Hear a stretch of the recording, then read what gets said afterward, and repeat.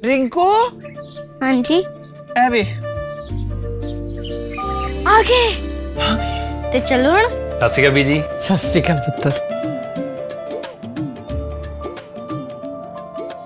हुण साफ दिख रहा बीजी। बहुत साफ दिसता। बीजी इन्ने चेर बाद नवा चश्मा बनवा ही लिया। किसे अपने ने पैसे भेजे ने ते हर महीने भेजणगे। वाह ਫੋਨਾਂ ਤੇ ਟੂ ਟੂ ਹੋਊਗੀ ਤੁਹਾਡੇ 1 ਤਰੀਕ ਤੋਂ ਬਾਅਦ। ਇਹ ਤੁਹਾਡੇ ਪੈਸੇ ਨੇ, ਇਹਦੇ ਨਾਲ ਕੋਈ ਅਮੀਰ ਨਹੀਂ ਹੋ ਜਾਣਾ ਤੁਸੀਂ। ਮਾਵਾਂ ਭੈਣਾਂ ਨੂੰ ਸਤਿਕਾਰ ਦੇ ਕੇ ਮੈਨੂੰ ਖੁਸ਼ੀ ਮਿਲਦੀ ਹੈ ਇਸ ਗੱਲ ਦੀ। ਮੁੱਖ ਮੰਤਰੀ ਮਾਵਾਂ ਧੀਆਂ ਸਤਿਕਾਰ योजना ਤੁਹਾਡਾ ਆਪਣਾ ਭਗਵੰਤ ਮਾਨ। अब सब लोगों को मेरा नमस्कार। आज हम बहुत इम्पोर्टेंट मुद्दे पे बात करना चाहते हैं। अंतर्राष्ट्रीय बाजार में कच्चे तेल की कीमत $115 पर बैरल से $70 पर बैरल आ गई है। फरवरी मार्च अप्रैल मई कुछ हद तक इसमें $115 पर बैरल थी और अब मार्केट में, अंतर्राष्ट्रीय मार्केट में $70 पर बैरल है। लेकिन हमारे देश में पेट्रोल की कीमत मई में 102 रुपये पर लीटर कर दी थी और वो अभी भी 102 रुपये पर लीटर है। और वो भी E20 की कीमत 102 रुपये पर लीटर है। जबकि अगर कच्चे तेल की कीमत कम हुई है तो हमारे देश में पेट्रोल की कीमत भी कम होनी चाहिए। हमारी कैलकुलेशन ये दिखाती है कि हमारे देश में अब पेट्रोल की कीमत 82 रुपये पर लीटर तक पहुंच जानी चाहिए, उससे भी कम होनी चाहिए। 82 रुपये में प्योर पेट्रोल मिलना चाहिए, E20 नहीं मिलना चाहिए। वो कैसे है मैं थोड़ा सा आपको समझाता हूं। $70 पर बैरल जो आज की कच्चे तेल की कीमत है, उसको अगर एक्सचेंज रेट से मल्टीप्लाई करके कच्चे तेल की कीमत को रुपए में कन्वर्ट किया जाए तो 42 रुपये प्रति लीटर कच्चे तेल की कीमत है। उसके ऊपर जितने चार्जेस है वो मैंने एज इट इज कांस्टेंट रखे हैं, वो मैंने कम नहीं किए। रिफाइनिंग, OMC मार्जिन, ट्रांसपोर्ट 9 रुपये पर लीटर, सेंट्रल टैक्सेस 12 रुपये पर लीटर, स्टेट्स के एवरेज ले लिया मैंने वैट 25%, 16 रुपये पर लीटर और डीलर कमीशन 3 रुपये पर लीटर। ये ऐड कर दो तो 82 रुपये पर लीटर के हिसाब से हमारे देश में प्योर पेट्रोल मिलना चाहिए। और अगर इसको E20 कर दिया जाए तो ये और भी मुझे लगता है 70 रुपये तक आना चाहिए।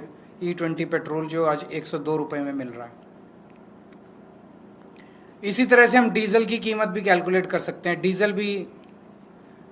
डीजल की कीमतें भी कम हो सकती है। और पेट्रोल और डीजल की कीमतें अगर कम हो जाएं तो मैं समझता हूं कि महंगाई के ऊपर बहुत बड़ी चोट होगी। महंगाई से लोगों को रिलीफ मिलेगी, क्योंकि पेट्रोल और डीजल ट्रांसपोर्ट को अफेक्ट करते हैं और सब चीज़ों में अगर ट्रांसपोर्ट सस्ता हो गया तो सब चीज़ों की रेट में कमी आएगी।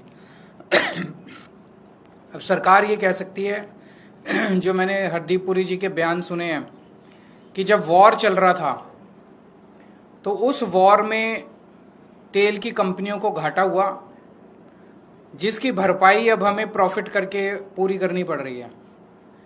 ये इनका तर्क बिल्कुल गलत है। 2014 से लेके आज तक 6 बार अंतर्राष्ट्रीय मार्केट में कच्चे तेल की कीमत काफी कम हुई है।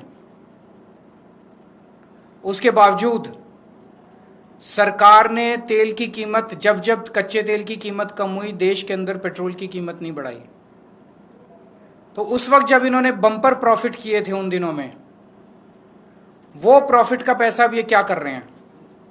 अब इनको क्या वो 3 महीने 4 महीने जब युद्ध चला उस वक्त का जो थोड़ा बहुत इनको लॉस हुआ वो उससे कॉम्पेंसेट नहीं कर सकते? पिछले साल ही बताया जा रहा है कि 77,000 करोड़ रुपए का तेल कंपनियों को प्रॉफिट हुआ है, बम्पर प्रॉफिट हुआ है। पिछले 3-4 साल से बम्पर प्रॉफिट हो रहे हैं तेल कंपनियों को। तो क्या वो इस्तेमाल नहीं कर सकते इसको सेट ऑफ करने के लिए? वो कर सकते हैं। तो जो अभी हम लोगों से 102 रुपये चार्ज किए जा रहे हैं वो बहुत ज़्यादा है। और मेरी देश के लोगों की तरफ से सरकार को डिमांड है कि आप तुरंत इसको 82 प्योर पेट्रोल अब 82 रुपये प्रति लीटर देना चालू कीजिए, और E20 अगर देना है तो वो और भी कम होना चाहिए। अगर आपका कोई क्वेश्चन है तो बताइए। Thank you. सर, जो लॉसेस की थ्योरी लगातार दी जा रही है, आप जिसके बारे में चर्चा भी कर रहे हैं, वो कह रहे हैं कि लगातार अप्स एंड डाउन्स होता है, तो उसकी वजह से मैनेज करना बहुत जरूरी है, और साथ ही साथ ATF के प्राइजेस भी इससे कनेक्टेड हैं, जो एविएशन टर्बाइन फ्यूल है, तो बहुत सारा मैट्रिक्स केंद्र सरकार अपने डिफेंस में रखती है इस मामले में। तो मैट्रिक्स समझा दे सरकार हमें, हम भी इस देश के 140 करोड़ लोग समझदार लोग हैं। सरकार समझती है कि कुछ भी बोल के हम लोगों को बेवकूफ़ बना देगी। सरकार समझाए तो सही। सिंपल सी बात है, 77,000 करोड़ रुपए का प्रॉफिट। मैं आपको बताता हूं इनको कितना कितना प्रॉफिट हुआ है।